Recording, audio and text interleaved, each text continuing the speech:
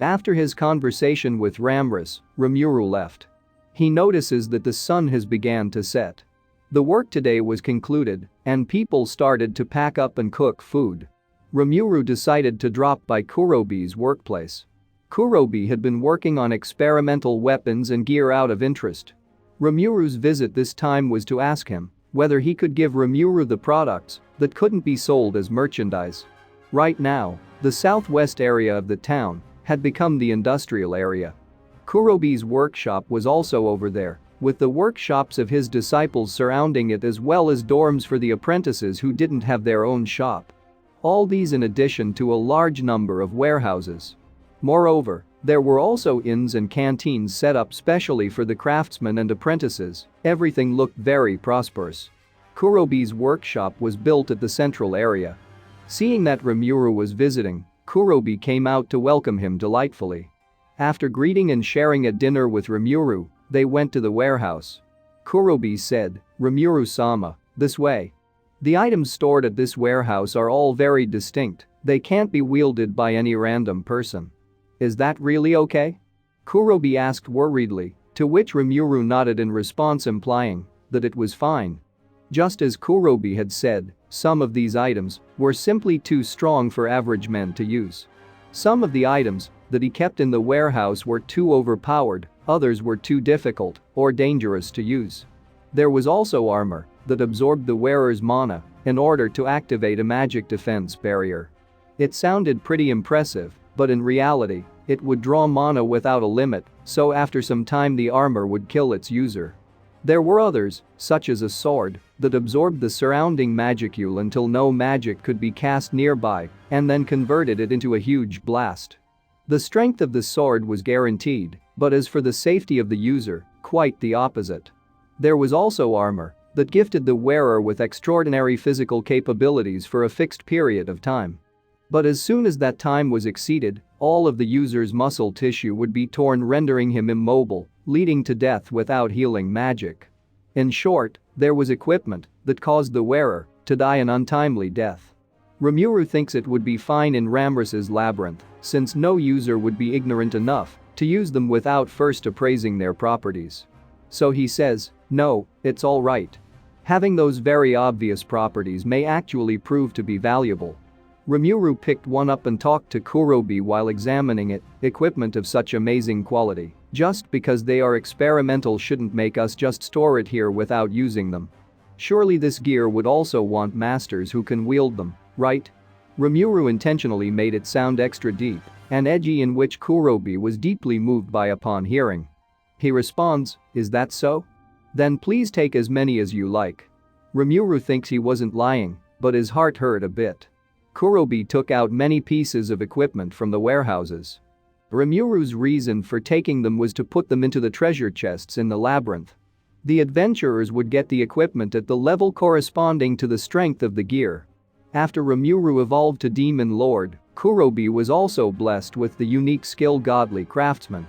Apart from his original unique skill Researcher, he had gained newfound ability to further his craftsmanship. Now he had even surpassed Kajin. If Kurobee was serious with his production, the quality of his work would often be unique grade. Rimuru complimented him, "By the way, you are really good. I learned about blacksmithing before, yet I can't make such impressive items." And Kurobee responds, "Haha, it's quite embarrassing to be praised by Rimuru-sama. Oh, I should give this to you before I forget."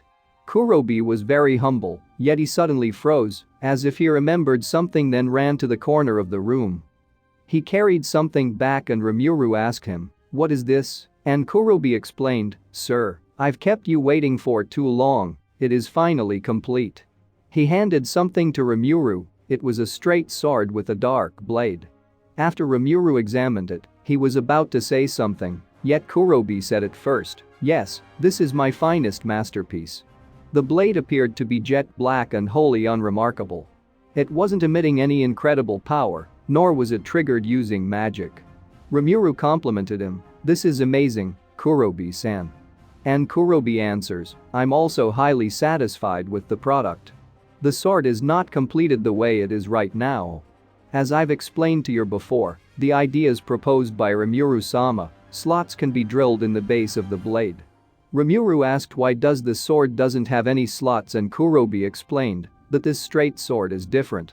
After being immersed in Rimuru's mana, it will grow and evolve. Rimuru wanted to put these items in the treasure chests and deploy them in the labyrinth. The equipment with higher quality would be guarded by the floor guardians, which are the boss of each level. Then it would be pretty interesting. This almost felt like crafting a real dungeon labyrinth. He feels so excited.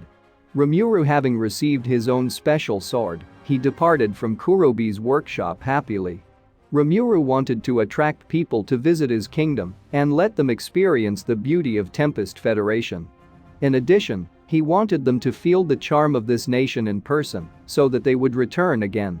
Rimuru should consider the equipment as a small cost to reach that goal. As for the labyrinth, the adventurer's task would be infiltrating the labyrinth to bring back all sorts of items. Given it was extremely dangerous to use unappraised weapons or gear, it was time for the appraisal shop to shine. Since all the items were crafted in Nation of Tempest, they would also have complete knowledge of their effects. The southeast area would have the Colosseum built with Ramras's underground labyrinth beneath it.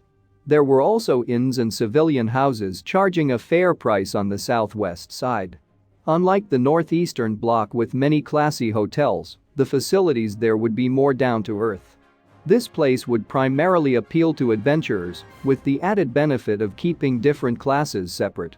It was also most convenient to visit the labyrinth from there, so business would definitely be booming. When Ramras said that she wanted to move here, Rimuru was still worried about what to do. In terms of results, he supposed he had made the right call. As far as the Colosseum was concerned, we would be hosting 1 or 2 major events every year. Beyond that, they would organize all kinds of events on normal days as well. Military training or events for adventurers to test their skills, to name a few. Rimuru had a lot of ideas in mind. Concerning these ideas, he decided to discuss things with Benimaru. Rimuru wanted to ponder about the labyrinth after it was complete. In order to complete the final step, he decided to negotiate with a key figure. The key figure of this plan is no other than Veldora. He was currently resting in the garden hut at Rimuru's estate. He said, "Hey, Veldora. I've got a request for you, is it okay?" And Veldora responds, what is it? I'm pretty busy." Rimuru notices that Veldora is reading manga, and so there's no way he is free. So he says, "Is that so? What a pity then. That's a waste of such an interesting thing. But since you're busy, then it can't be helped. It's such a rare chance for you to release your, you are busy. Sorry that I bothered you." Rimuru pretended to leave and Veldora stops him. He says, hold up. I'm a busy man indeed, but since it is you who came asking, it can't be helped. Tell me about it." Rimuru thinks that Veldora is gullible and took the bait. He recalls that Veldora had the nickname of Gulladora. Rimuru had known for a while that Veldora is easy to trick. He thinks that outsmarting this guy was like twisting the hands of an infant. Rimuru pretended to be deep while phrasing things very intriguingly. He says, "The thing is, I plan to design a home just for you." And Veldora is surprised. What are you talking about? Building a place just for me, is this true?" Veldora took the bait as his eyes left the manga and began to pay attention to Rimuru. Rimuru said, "That's right, built just for you. But if you are so busy..." And Veldora interrupted, "Wait, don't be so hasty. You and I go way back after all, so of course I'll prioritize your request, hahaha." Veldora said arrogantly, then waits for Rimuru to continue. Veldora often didn't listen, and Rimuru was forced into tricking him. Troublesome as it was, it remained the necessary ritual to draw his attention.